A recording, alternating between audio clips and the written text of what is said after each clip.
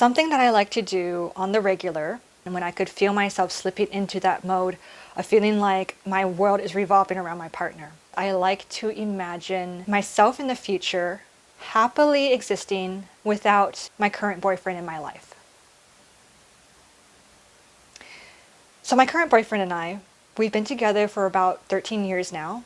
Everything is good. It's not perfect, okay? No relationship is perfect, but what we do have is something of respect and love. We have deep conversations, we go on dates, we pretty much hardly ever fight, and when we do fight, it's more just like a heated debate. What I'm trying to say is we're in a good, happy relationship that I would love to continue to be in as long as it is existing in its happy, healthy form. So the reason why I'm saying this is to say that when I imagine a future without him, it isn't out of a sense of fantasizing and saying, oh my God, I wish I didn't have him in my life. That'd be great. It's not from that energy. It is more like a mental exploration. It's about seeing, oh, like an alternate reality where there's an alternate version of me, right? So there's two different paths. Maybe there's a path where I am still with him forever and ever and it's great. But then I like to leave open, just for fun, the hypothetical of what if there's a version of me who is single in the future? And what is she like? A lot of times when we are revolving ourselves tightly around somebody else, when we are making them almost all of our identity, the future becomes dependent on them. We can only imagine a future with them in it. And so if something happens, if the future feels threatened, we freak out because our entire future is going to shatter and we're going to feel like we're going to look down and there's going to be no ground there. There's just going to be a gaping hole in the floor. And this is terrifying. And this is why, time after time again, I would stay in relationships that were not working, that were not healthy for me. And I couldn't leave because I would look down and see this gaping hole and be like, oh, hell no, that's scary. I'd rather just be here, even though it's not working and we're fighting all the time and things are going wrong. This feels so much better and safer. So let's just say something happens between my current boyfriend and I. Of course I'm going to be sad. Of course it's going to be hard. Of course it's going to be heartbreak, wrenching. It's going to be sad, as breakups should be, because all those times, all those memories, it is supposed to be something that you grieve. But I don't want to at the same time look down and see this gaping hole of nothingness and feel this intense fear and feel like my entire self has nothing left to live for, exist for, and I feel like I'm just stepping out into this void. I do want to feel the sadness of the breakup itself, but I do not want to feel like my whole future is gone with him. So this is why I like to do this mental exercise. I like to think, let's just say there's a different dimension or there's a version of me and maybe I'm with somebody else. But I don't know who it is. But what am I doing in my life that is making me so happy? What is it? Let me see. So why would I be happy? And if my current boyfriend is not in the picture, it's not about him. So what is it that would make me so happy? Let's see. What would I be doing? Who would I be? And this forces my brain to imagine a version of myself that is happy, but it doesn't have anything to do with what I know about my current boyfriend. So it is really interesting. At first, I was just like, I have no idea. But as you start to think about it, and as you start to muse about this as you go about your life, you'll notice a few things.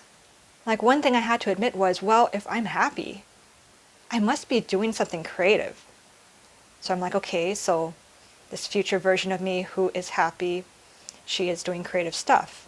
Okay, that's one good thing to know. So creativity is important. What else? I see her going about being a woman about town, being a part of her community in a way. I don't know exactly what she's doing, but she's flitting around and she has lots of people that she knows and she's involved somehow. Okay, so she's creative and involved. There's lots of sunlight, there's big windows, so she lives in a place with lots of sunlight, big windows. She seems very carefree and she can travel whenever she wants to travel. She's just living her own life. She's kind of being a bit of a eccentric older woman, but in a very grounded way. She likes who she is. She's wearing really cool things. It's all about color. She's very expressive. She's kind of like a creative Mrs. Frizzle about town. And she's just a really cool older woman. And yeah, maybe she has a man in her life and they do things together and she's just really happy. But notice that all those things that I came up with, it didn't have anything to do with another person. It was just, oh, something about myself is happy with the idea of being that version of me. And it has nothing to do with my current partner. This was very eye-opening.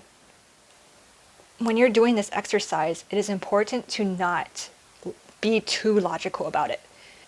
There's going to be times where you envision something and you're going to immediately be like, that's crazy, I'd never be brave enough to do that. Or that sounds fun, but I can't imagine myself. You have to just let the imagination flow. This is like playing around, kind of like when you were a kid and you're just imagining your cool adult self. You have to keep imagining your cool older adult self without your current partner being involved. And just to let you know, this isn't going to somehow manifest a breakup. Because if this actually worked to manifest the energy of breaking up, I wouldn't have been in this relationship for this long. I've done this exercise so many times. Sometimes I drive around and I'm like, oh, I'm imagining if I was single right now, what would I want to do tonight?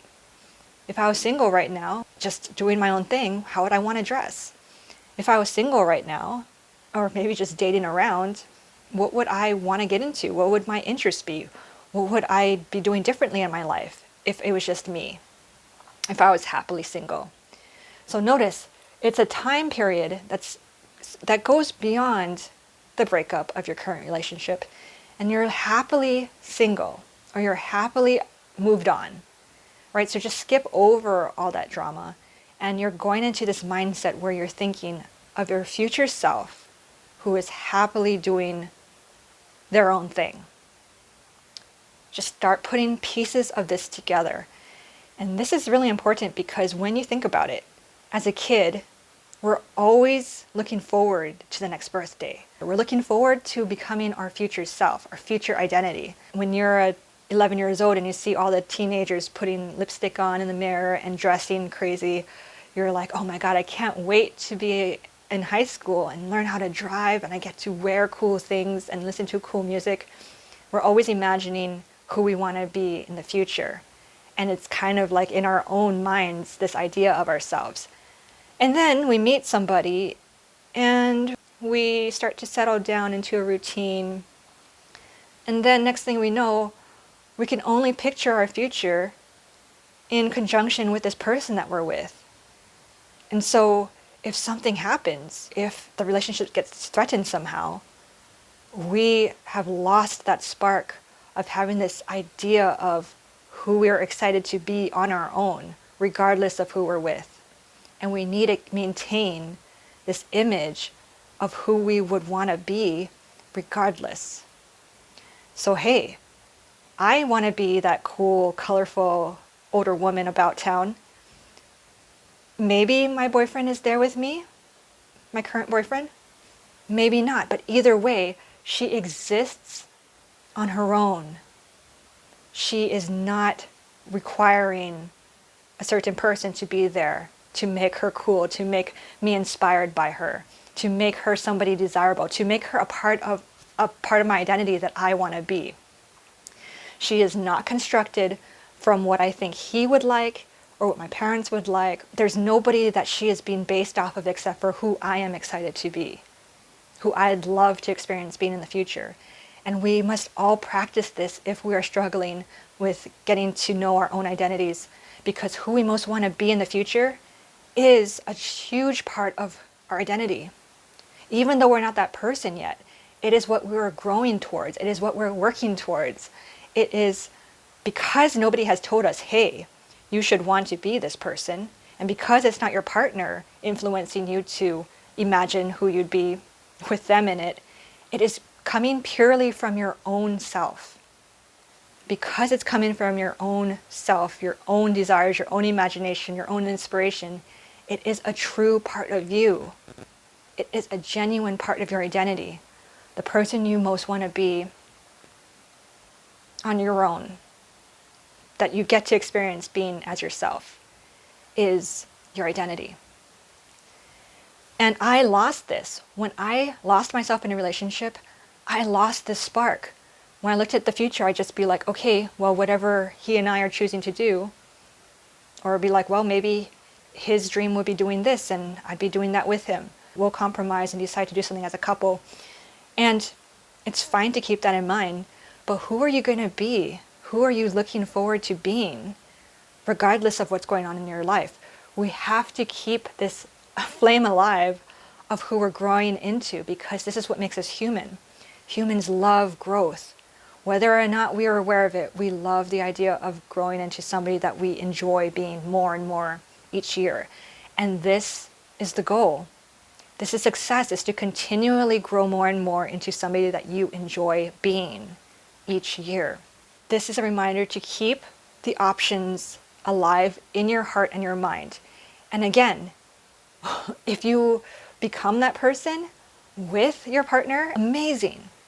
But that means if something happens, I do not want you to be dealing with the heartache and also look down and look into the future and see just a dark, scary void.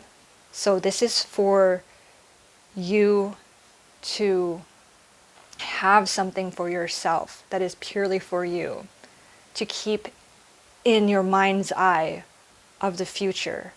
So it is not just 100% all the eggs in their basket and you're giving it to them and praying that they don't drop the eggs. You're going to have some eggs in your own basket. I know this is kind of a weird one, because it probably is the last thing you want to think about. It's like imagining, oh my God, what if I'm without them? But it's about finding out, who do you want to be when it's not in context with them, right? It's not being anti them. It's about being pro you. It should feel fun. It should feel exploratory. It should feel like just daydreaming about a possibility. It doesn't have to be super serious. It's kind of just like, who would I be? Living a life that is fun and free and full of things that mean something to me. What would that look like? And just using that as kind of a guide and as a reminder of how you can help incorporate these things into your current life, right? So this isn't just insurance just in case something happens. This is to help inspire you, to help bring more of this into yourself now, to bring more of this inspired sense of self into your current life, into your current relationship, into your current existence, so you can start being more vibrant and full and happy and true to yourself now, so you can look forward to becoming more and more and more of this person into the future. And it doesn't rely on your partner at all. And you know it's coming from a real place. So I hope this helped.